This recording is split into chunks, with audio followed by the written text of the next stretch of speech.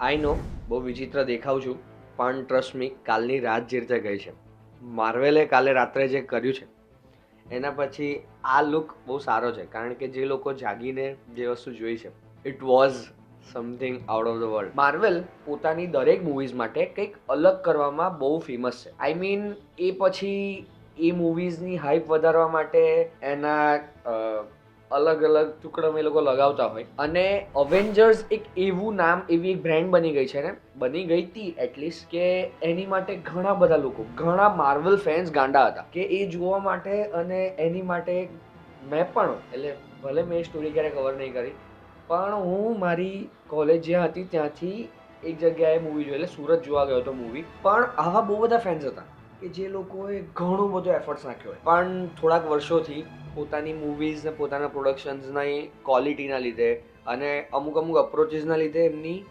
Movies સારી perform નથી કરતી. અને એટલે ફેન્સ જે હતા, કોર માર્વલ ફેન્સ હતા, માર્વલ સિનેમેટિક યુનિવર્સના ફેન હતા, એ લોકોની સંખ્યા ઘટતી ગઈ.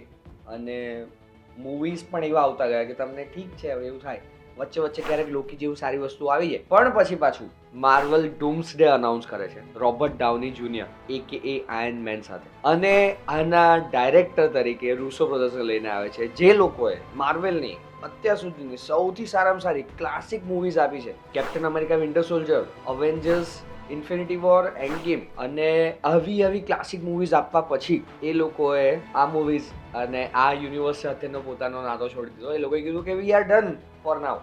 અને કોકે પૂછ્યું હતું કે હવે ક્યારે ફરીવાર માર્વલમાં કામ કરશું, તો કહ્યું હતું કે લગભગ એકાદ ડેકેડ પછી કરીશું. પણ હિયર વી આર. એ લોકોએ છેલ્લા કોમિક કોનમાં આ બધી સ્ટોરી તમારી માટે જેમને નથી ખબર એમની માટે કર્યો છું, એટલે જુઓ, સ્કીપ ના કરો. સો છેલ્લા કોમિક કોનમાં સેન્ડિયાગોનની અંદર એ લોકોએ આયર્ન મેન એટલે કે રોબર્ટ ડાઉની જુનિયર સાથે અને રૂસો બ્રધર્સ સાથે ડૂમ્સડે અનાઉન્સ કરી. અને એ ડૂમ્સડેનું પ્રોડક્શન આજથી ચાલુ થયું છે. અને એ પ્રોડક્શનમાં કોણ કોણ પાર્ટ લેવાનું છે, કારણ કે ડૂમ્સડે તમે જે નામ સાંભળી રહ્યા છો, એક આવનારી અવેન્જર્સ મૂવીનું નામ છે. અને અવેન્જર્સનો મતલબ છે કે એ મૂવીની અંદર એકથી વધારે સુપર હીરોનું ક્રોસ ઓવર થાય, એટલે એમની અલગ અલગ સ્ટોરી ચાલતી હોય, પણ એક એવી ઇવેન્ટ આવે છે એમાં બધાએ મદદ કરવી પડે અને ભેગા થઈને લડવું પડે, જેમ એન્ડ ગેમની અંદર થયું હતું એવું કંઈક આની અંદર ફરીવાર થાય. અને ડૂમ્સડે એ ઇવેન્ટોમાંનો બાપ છે કે સિક્રેટ વોર્સની અંદર જે થવાનું છે એ ડૂમ્સડેના લીધે થવાનું છે. અને આ બંને સ્ટોરી લાઇન એટલી ગજબ છે. ભલે મેં કોમિક્સ નથી વાંચી, પણ જે પ્રકારનું મારું રિસર્ચ રહ્યું છે એ તો એવું જ કહે છે કે આ બધી સ્ટોરીઓનો બાપ છે. અને આની અંદર જેટલી કોમ્પ્લેક્સિટી આવવાની છે એ જોવાની બહુ મજા આવવાની છે. કોમ્પ્લેક્સિટી માટે તમારે બહુ બધા કેરેક્ટર્સ જોઈશે, જે માર્વેલ પાસે ઓલરેડી છે. અને એ કેરેક્ટર્સને પરફોર્મ કરવા માટે તમારે બહુ બધા એક્ટર્સ જોઈશે, જે માર્વેલે કાસ્ટ કરી લીધા છે. અને કાલે રાત્રે લગભગ 10 વાગ્યા જેવું એમને પહેલી રીલ મૂકી હતી. એકચ્યુઅલી તો યુટ્યુબ પર એનું લાઈવ પણ થતું હતું, પણ મેં પહેલી રીલ જોઈ.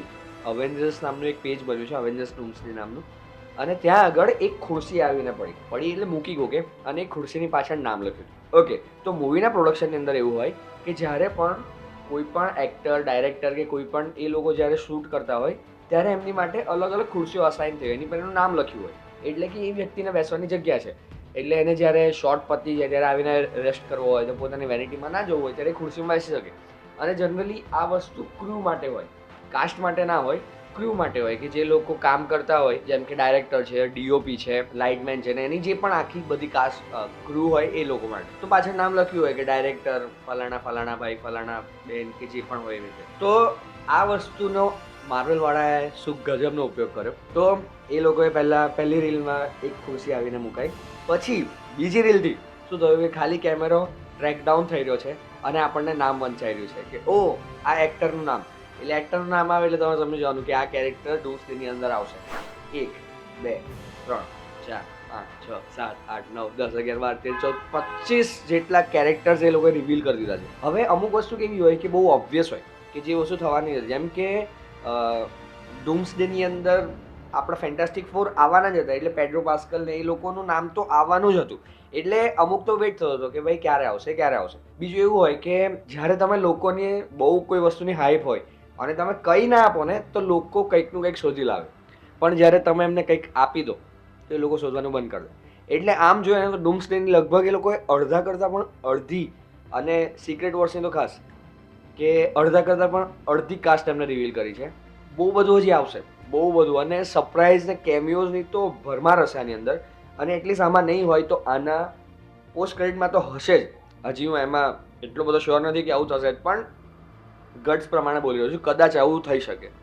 અને બીજું એ બી છે કે આ કાસ્ટની અંદર છેલ્લે રોબર્ટ ડાઉની જુનિયર જ્યારે આવ્યા ત્યારે માણસ પોતે બેસી ગયો. એટલે આ માણસ આયર્ન મેનનો ઓરા પોતાની લાઈફમાં કેરી કરે છે એ વાત ફરી એકવાર એને પ્રૂવ કરી દીધી. અને તમે આખી સ્ટ્રીમ તો નહીં જુઓ, પણ એ વિડીયોની અંદર, એ સ્ટ્રીમની અંદર આ વસ્તુ થઈ છે. અને એ લોકોએ કંઈક રિવીલ કરી દીધું. પોતાના 25 કેરેક્ટર્સ આની અંદર પોપઅપ થઈને તમને દેખાતા હશે કોણ કોણ.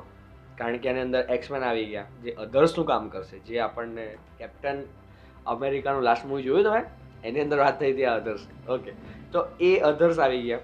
પછી ઘણા બધા, આઈ મીન ગેમ્બિટથી લઈને એમ કોર ઘણા બધા આવી ગયા. ભલે વુલ્વરીન નથી આવ્યા, પણ વુલ્વરીનનો કેમિયો 100% હશે, કારણ કે આટલા બધા એક્સમેન આવે છે તો આપણો વુલ્વરીન તો આવવાનો જ છે. એટલા માટે માર્વલે તબાહી મચાવી દીધી છે, લિટરલી તબાહી. અને આને કહેવાય હાઇપ બિલ્ડ કરવી. પોતાના પ્રોડક્શન સ્ટાર્ટ, હવે આ મૂવી 2027 કે 26માં આવવાની છે. એમ તો 25માં આવવાની હતી, પણ એટલીસ્ટ 26માં આવવાની છે. અને એનું પ્રોડક્શન સ્ટાર્ટ થાય છે ને તમે આવી રીતે રિવીલ કરી રહ્યા છો કે પ્રોડક્શનમાં કોણ કોણ છે.